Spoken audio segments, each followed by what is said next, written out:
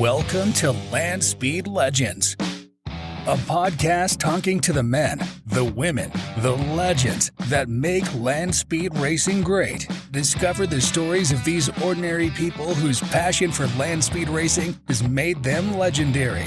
And now, here's your host, the Bonneville Belle, the High Boy Honey, the Salt Princess, Allison Volk-Dean. Welcome to Land Speed Legends. Today is an exciting day because I have the legendary Betty Burkland. She was kind enough to squeeze in an interview during her vacation. Betty is the embodiment of a land speed racer. Her first year at the Salt was in 1969 when she went as a spectator with her husband, the legendary Gene Burkland. Spectating didn't last long because they soon built a car and were racing by 1971. Betty finally got her turn in the driver's seat. She drove her Datsun Comp Coup first, then she landed a seat in George Fields Comp Coup. In 2003, she set a record and got in the 2 Club a month before her 63rd birthday. Currently, she is crew member for 2 teams on the Salt, and you can always find her friendly face helping at the Bonneville 2 Club booth. Hang on tight. This interview is going to be as wild as a good spinout. And I say that, thank you, Betty, for coming. I say that because Betty is in charge of the spin-out pins. She loves handing those things out. Well, they're just mine, I think. And I've had such fun handing them out. Oh, yes. I love them. Okay. Well, thank you so much for being here. It is truly an honor to have you here. Let's go ahead and just get right into the beginning days of kind of setting up before you got into land speed racing. You were kind of into hot rodding and in Montana, which at that time was probably pretty unusual for a girl to be so involved in it. I think so, yeah. I used to belong to a club called the Knights, and I think I was the only girl in it. We would go cruising, and there would be 6 guys and me in the car. And people would say, "Ooh, that's scary." I said, "Oh, no, I'm safer with 6 guys than I am with 1. Yeah, that's, yes, I know. That's amazing. And I just love that you were into that. And I was wondering, is that how you met Gene? Yep. By doing that? So was he one of those 6 guys in the car? No. Okay. He belonged, the Knights were kind of a second-rate club, and he was in the Classics, which was the elite club. Oh, he was. We actually met when they were formed an association, and he got elected president. I was running for secretary, and I lost because one of the clubs stuffed the ballot box with their girl. Oh, there was another girl that was hot rodding. Yeah, well, she wasn't. She was just a member. Oh, okay. Anyway, okay. So, but yeah, Betty is definitely, you really are the epitome of a hot rodder, a land speed racer, truly. And so that's kind of the early days of what kind of builds up to the point where you are going to get into land speed racing. So let's go ahead and get into it. How did you get into land speed racing? Tell us about your first experience. Well, Gene brought, he had always wanted to go to Bonneville.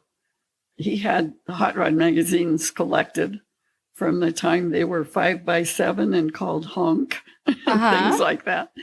So he wanted to go. So he packed me and the 2 boys, who at the time were, 11 and 7, and we went to spectate.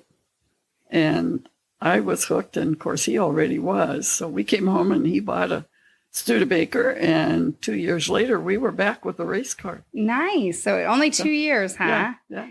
Yeah. And so what, the Studebaker, tell us about that. Like what? It was a 1953 Studebaker, and he put a Chrysler Hemi in it. He was a Chrysler man. Okay. All the way along. If it wasn't a Chrysler, it just wasn't good enough. Oh, that's cute. And the engine he put in it was it started out in a dragster that he bought, and then we put it in a 32 Ford Roadster drag race car. And we put it in the Studebaker, and we had help there was a smelter strike on in Great Falls. And so 3 of the guys that were on strike were out working in our shop on that car. Oh, well, that was good timing then. Yeah. For a strike.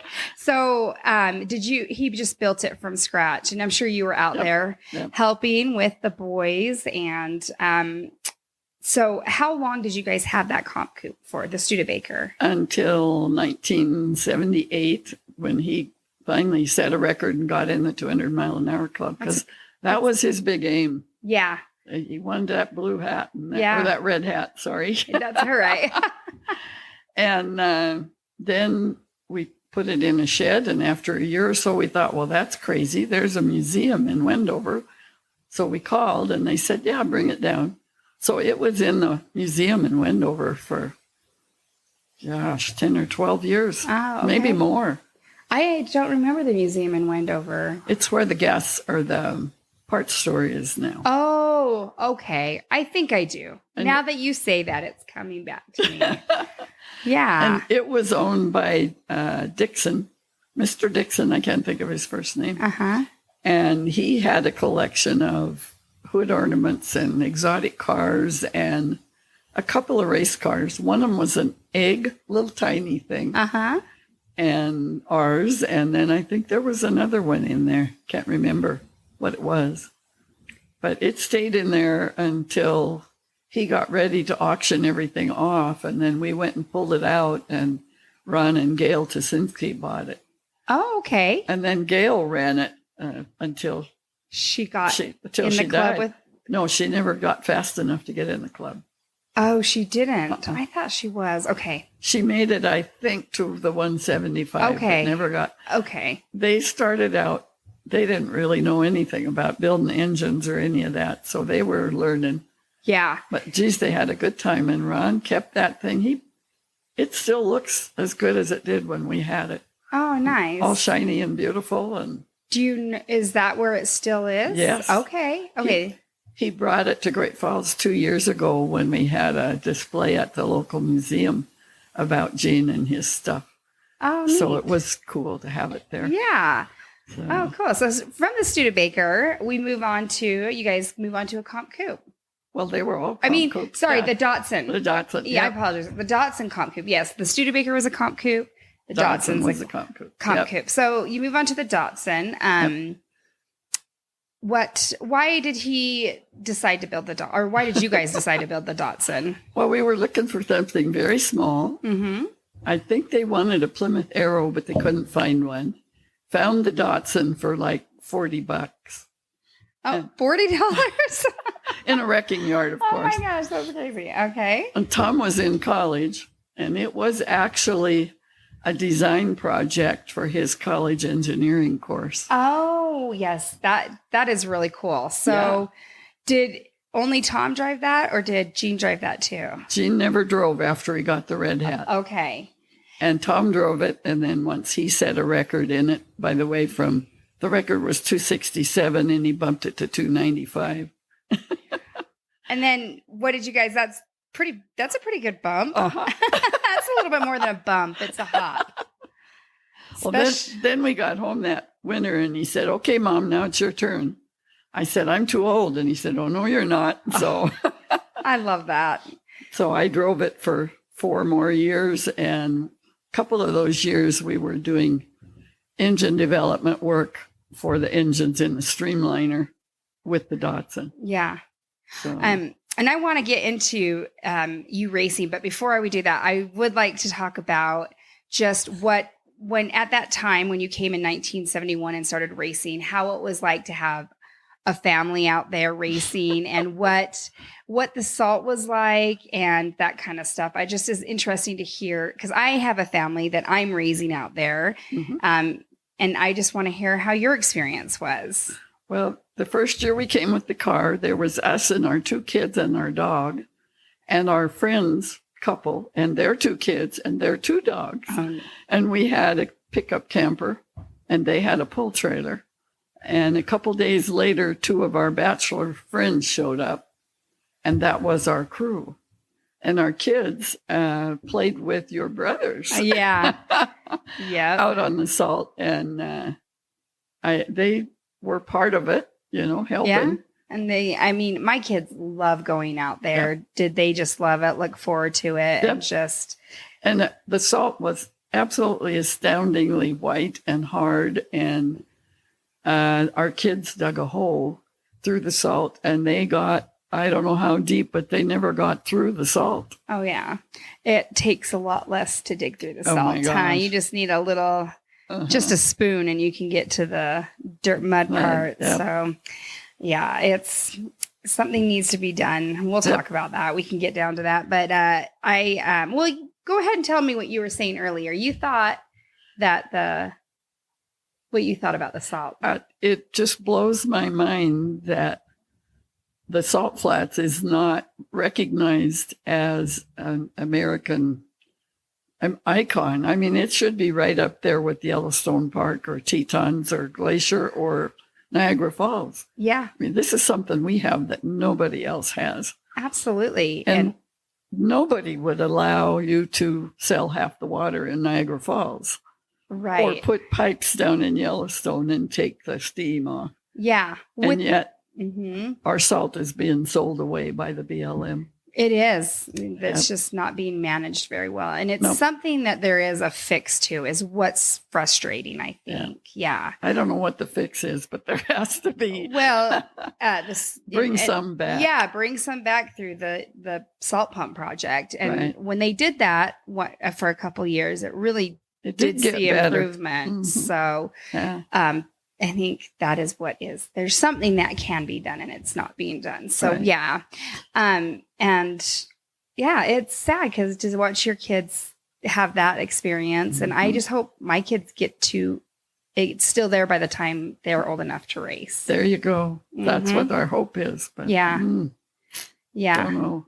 And it used to be that you would get sunburn under your nose and under your chin. And it's not as reflective as it used to be. Yeah. You could not take your sunglasses off without squinting before. And now it's just not that white anymore and not that reflective. The crystals are not the same. That's interesting. Yeah. So sad. And I'll tell you a little bit more about how you can help with that later on. But the family experience out at the salt flats is amazing, and it just bleeds into the whole atmosphere of the family.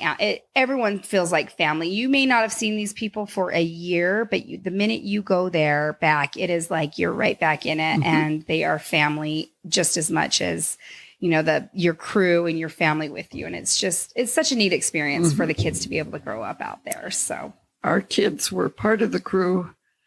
Bill was only 7. Well, when he got to be, what would he have been, 13 or 14, he was big into recording things and playing music. So he taped microphones to the chassis roll bar of the race car, and he turned on the tape recorder the last second before the trunk was closed. And so he had recordings of the runs. Well, we thought they were all just kind of fun until we played one for Howard Johnson. And he said, "Holy cow, you can tune that engine listening to that." So we've had tape recorders in the Datsun and the Studebaker always, so that we didn't have computers in those days. No data readout. Yeah. So they would listen to that, and they could hear when the engine fell over or when some valve quit working or whatever. So. Oh, that's amazing. That's a really cool story. Yeah. Well, let's, if you don't have anything else to add on about the family, do you have any other stories that you can think of, or? Well, one year there were like 28 or 9 of us, and I made a big yellow banner, said, "This is Great Falls, Utah." Because there were so many, I have a picture, and there's like 6 or 8 different vehicles, pickups, cars, and 3 or 4 different campers, and they all came with us. So you just had this giant. You brought half the city with you. Yes, we did. That's fun, and it was like that even with the 411 when you guys would come out with the big. With the semi. And it was a big deal when you guys pulled in. I mean, I think we were probably the first semi truck race support rig out there. Yeah. And that happened because we were around the campfire talking about, we had our pickup and a second pickup and a friend's pickup and another one in order to get stuff down there. And somebody said, you guys need a semi-truck. And we said, oh, sure. But when we got home, our friend that worked in the semi shop had a tractor for sale. And pretty soon there was a trailer for $5,000 each, which wouldn't have bought us, the whole sum wouldn't have bought us a pickup.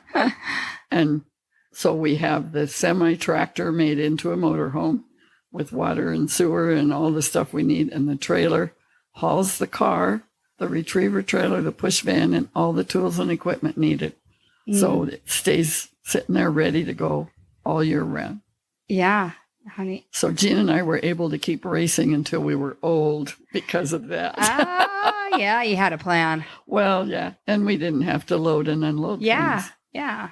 And we fed crews 20, 25 people out of that camper park. It was quite an outfit. It was pretty slick. So now, did the 411, did you have that streamliner before you raced? You raced George Fields' car. We built the streamliner starting in 1991. Okay. And it went the 450 in 2000. And then in 2001, it made a 435 run and hit a partially submerged oil drum and crashed. Yeah. So we had it at home working on it. We were hoping to get it done by 2003, and we weren't going to make it. George Fields called and said, y'all been working too hard.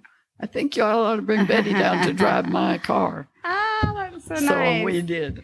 Oh, that is amazing. Well, that's another family thing. Right, exactly. And that's what we're talking about is it's just, it is such a neat experience that I don't think you get in other types of racing. And it's not there because it's just people are there to help. I mean, they really are. And we're all there to attain a goal we have, and there's no money involved. I mean, if you're going there, to make money, you're in the wrong place. Like Dallas always says, parts are records. I came here to break something. Yeah. Yeah. And so, go ahead. The other deal is if you want to make $1,000 racing at Bonneville, you better start with 2 or 3. Yeah. Oh, that's funny. Well, how did you feel about the streamliner when it came to? So just really quick before we say that, I just want to talk about, we talked about the Studebaker. You had the Studebaker and then you had the Datsun. You drove the Datsun for 4 years and couldn't quite, you were close to getting a record, but couldn't quite get it. Is that correct? I missed it by a mile and a half. Okay. So that's pretty close. Yeah. And so that was for 4 years. And then did you sell the Datsun? Oh, yeah. Okay. We had to have that to keep going. So that you sold the Datsun to build the 411 streamliner. Okay. So tell us from your perspective, like what were your thoughts about the 411 and building it and the streamliner? Yeah. Ooh, it was a big project. All the cars were 411, right? Yeah, they were. I'm sorry. Yeah. I when I think 411, I just think the streamliner. So yeah, the 411 streamliner. It was a dream that we started out drawing on a napkin at lunch. And I think it felt like maybe, this was maybe way more than we could handle until we got a bargain on the 2 Donovan engines. And once we got the engines, then I knew we were on our way. So and building it was quite a feat. I think it was a long time, right? That it was being built. We started in 1991 and it was pretty much done by 92 or so it didn't take 93, but we had all kinds of things went wrong, like breaking a drive shaft in the yard up on blocks, checking the clutch. And that, we actually worked on that streamliner for 23 years before we got the record. Oh, my goodness. Yep, it was worth it probably. I feel like, not probably, it was worth it, I'm sure. Well, and for Gene to get to see it happen was wonderful. That was really neat. His health was failing, and in 2008, he was paddling around in a wheelchair, but able to jump up and down, but just couldn't be standing and sitting. Oh. So he got to see it happen. So I love Gene. You're making me tear up. I love Gene. He was such a neat guy. And I feel like maybe we just have a little bit of him here with us. We do. Even though he's there. Yeah. And so, how did you feel about Tom driving the 411? I knew that he had designed it and that he and Gene had built it, and I knew it was safe. And that's overly safe. Yeah. Well, until it crashed. Well, yeah. And then he came out of it with a broken arm. Yeah. That's amazing. I never worried about him until he came busting into the pits at 100 miles an hour, trying to get stopped 150 yards from the freeway. Oh my goodness. So that sort of spooked me. Yeah. But yeah, it's like if you're familiar with something, you're not afraid of it. Yeah, that's it. That is true. And you understand the risks and the reward as well. The reward. Yep. Well, let's talk about you driving. So you drove that Datsun. I like Betty's story about getting in the club. She got in a great year, by the way, 2003. Same as you. Yeah. It was actually a really good year for women. It was. There was a lot of women that got in the club that year. Yeah. It was unusual. I mean, an unusual amount, I think. Yeah. Yeah. It was cool. The year of the woman. So, you got in the club. Okay, so let's back up. You drove the Datsun for 4 years. You almost got it. Now, George Fields. Ooh. No. George Fields calls and says, "Hey, Betty can ride in my car. Let's have her take a ride." So what happens from there? We met him in Salt Lake at Jim Pasquin's shop to get the car all ready and going, and out we went. And the first run I made, I went 242 miles an hour after not being in a car for 14 years. Wait, so were you trying to get your license and you went that fast? I was at the Utah meet, and George, I couldn't read the tack. And George, so you definitely went too fast. I didn't know. I just stayed on it until it flattened out. And then you're like, "Woo, that was a good ride." And they're like, "No, we're in trouble." So that was for getting what license? Like I had a 200 already. Oh, so it hadn't expired. It was 14 years before. Oh. We didn't ask that question. Oh, okay. They signed my time slip and off I went. Okay. And then for those who are not as familiar with racing, when you're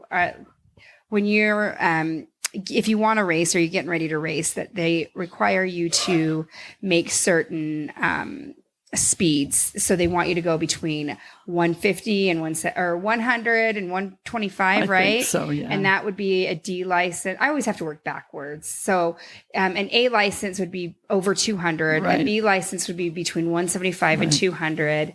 And then a C license would be between, and they want you to go these speeds so they know that you can handle the car at these certain speeds and that you can handle the car. So after so many years of having a license, the license start to, after a certain amount of years, you start to lose a license per 2 years. Okay. And so you probably didn't have your A license anymore at that I didn't know that. So did you get in trouble for that? Did they get? I don't remember. I know that one of the Utah people came and signed my time slip, and so I was off. You didn't get in too much trouble then. No. They knew you could handle it. That's why they're like, she's got it. So you went 242. Did that qualify you for the? No. Okay. What was the record? I think it was 246. I'm not positive. And how fast did you go? You went pretty fast. My record was two. Yeah, you blew that thing out of the water. Well, sort of, yeah. But I only ran 4 miles because that last mile was so rough that I couldn't see when I got up to it. Oh, yeah. So, yeah. Anyway. It wasn't the worst track, but it wasn't the best track. The last mile was really rough. I know. I went through the last mile because I knew that I was probably not going to race I wasn't going to get my turn back in the seat for a while. So I just wanted one more mile of that. So, yes. But driving in a Roadster and driving in this Comp Coup are two different two different rides. Yeah. I haven't ridden I did a 56 Corvette once, a Roadster, but that was only 150 miles an hour. So a Roadster is rough all the way. I think it's, and maybe you probably didn't notice the last mile. That's what I'm saying. It probably wasn't much different. So, okay. So then you went the 242, and then what happened after that? Next run, I blew the engine and scared everybody half to death. They thought I was on fire. Oh, no. And I wasn't, but the blower exploded, and I knew that. So I shut things off and pulled over and started coasting back to the pit, figuring I would save them a lot of time to come pick me up. Yeah. And I noticed these pickups coming toward me as fast as they could go. You're like, what's going on? Yeah. I'm in trouble. So they pulled me out. They opened the top and said, "You got to get out." I said, "Well, give me a minute." "Well, you're on fire." "I guess I'll do it right now then." So George climbed up the back of the car and helped me get out. So were you weren't on fire, or you were on fire? A big ball of fire went out under the car, but George had just sealed the driver's compartment because Davey, the last time he had driven it, had a fire and it had come through the firewall. Yeah. So I didn't know there was a fire. I knew the blower had exploded. I knew that was not good, and it was time to get off the track. So that set you back a year. Now, No. Oh, was this during Speed Week? That was World of Speed, and we came back at the World Finals. Okay. Parts went everywhere. In fact, I had a window on one side of the block and a door in the other, is how you say it. Like holes in both. Oh my goodness. Okay, so how do you say it? A window? A window on one side and a door in the other. That's funny. And pieces in the pan. Everywhere. Man. So part of the stuff went to our house. Part of it went to Texas. Part of it went to California. We came back a month later. Wow. And I set the record. Oh, so you set it in October. Yeah. Okay. October 18th. So nice. Yeah. So that was, you had just that year was the year that you drove, and that's the year that you got in. Yep. Nice. That's the way to do it. Yeah. Instead of waiting all winter. I know, right? You can sit there and think about it all winter long now. You got something to think about. Yeah. How you set that record. Well, was Gene alive at this time when you set the record? Oh, yeah. Okay, great. He didn't die till 2009. Okay. He was tickled. And in fact, people say, "Well, you went faster than Gene." I said, "Yeah." And he thinks it's cool. Yeah. Yeah. That's how my brothers were. I beat my brother's record, and people thought, asked him, "How did you feel about it?" And he's like, "I loved it." So yeah, they don't care. No, that's what their records aren't meant to last long, I guess, Nope. you know? Well, that's neat. And then you got the red hat. Yep. Which is it's a big deal. Yes. It's a big deal. I don't know if it's everybody's dream, but everybody who races, it's kind of a goal. It's a big deal. I wear that hat. I got myself a great big red hat and a red cowboy hat. Oh, yeah. And I wear them everywhere I can. Yes. Yeah. That is very Betty. The red hat, the big red hat. So, well, now you do a lot now still, even after you've driven and after you don't have a car anymore to be looking after, because it's a lot of work to have a car out there and to take care of anything. It really is. It's a lot of work for everyone. So you have done a lot of things. You have worked, tell us some of the things. You've worked at the Bub Meet when it was the Bub Meet a lot. So that's a motorcycle meet. Yep, motorcycles only. We asked Dennis Manning if we could help him prep the track in exchange for using it for a private meet so we could get the FIA record. Okay. And ended up with one of our crew guys, Rex Swoboda, was actually the meet director. And Tom ran the Run What You Brun track. And then one of our crew guys helped Tom. And then I was Rex's assistant in the timing tower for a lot of years. And then they started getting some other people in there. So I did track rover and did track tours because a bunch of those motorcycle people, they hadn't been to the Salt and didn't understand where they were supposed to go.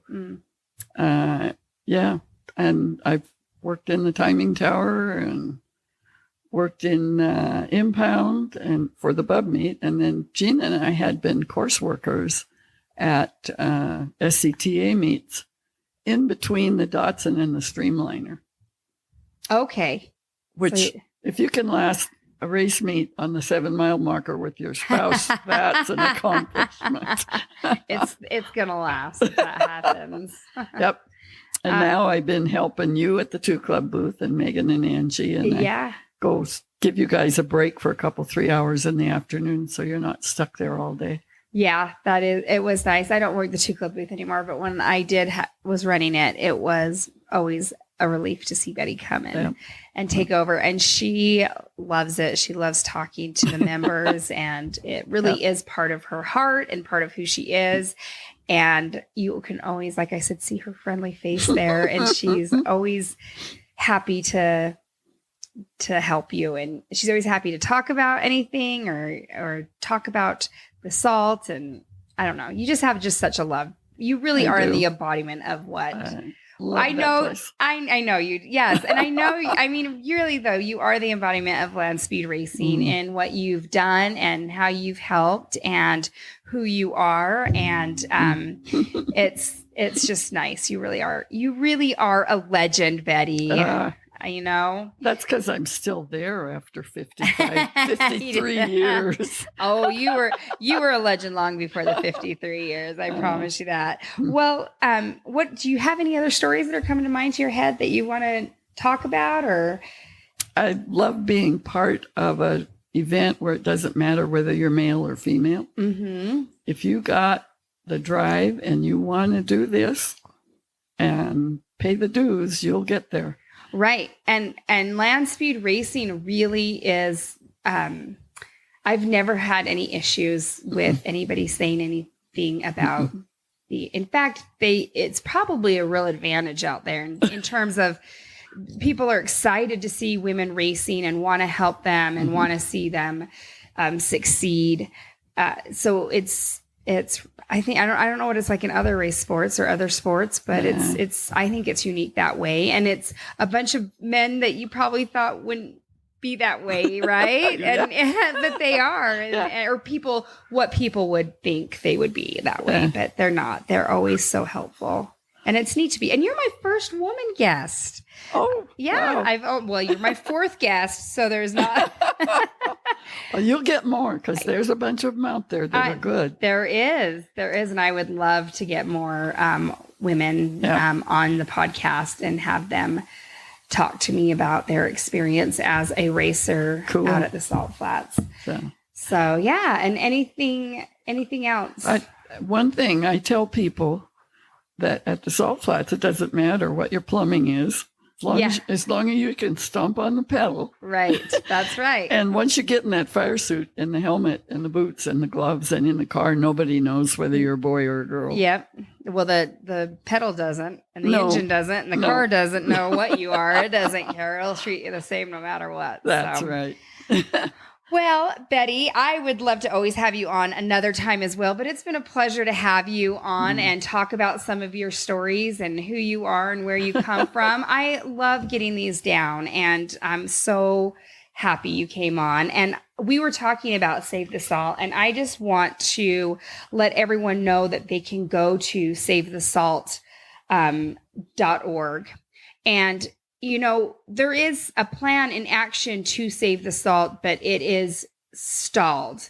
And so I really would love to see people get on that website. There are forms on there for you to contact your senator, your congressman, and you can donate money. You can buy some merchandise, which helps with raising money, and just go there. Help save the salt. Like Betty was saying, this is a national treasure, and why it's not being protected like the other national treasures we have is confusing. Yeah, it is. And so I would love to see where my boys get to race and where my boys' kids get to race out there someday, and just keep this legendary place in go, there, and the salt there to race on. So amen. Yeah, absolutely. Well, I appreciate Betty coming on. I hope you enjoyed this episode. Please like it and share it, and consider giving it a review. You can always follow me on Instagram and Facebook under Land Speed Legends. Thanks again. Thanks for listening to Land Speed Legends. Make sure you subscribe so you don't miss any future episodes. In the meantime, keep up with the show on Facebook and Instagram under Land Speed Legends. Until next time.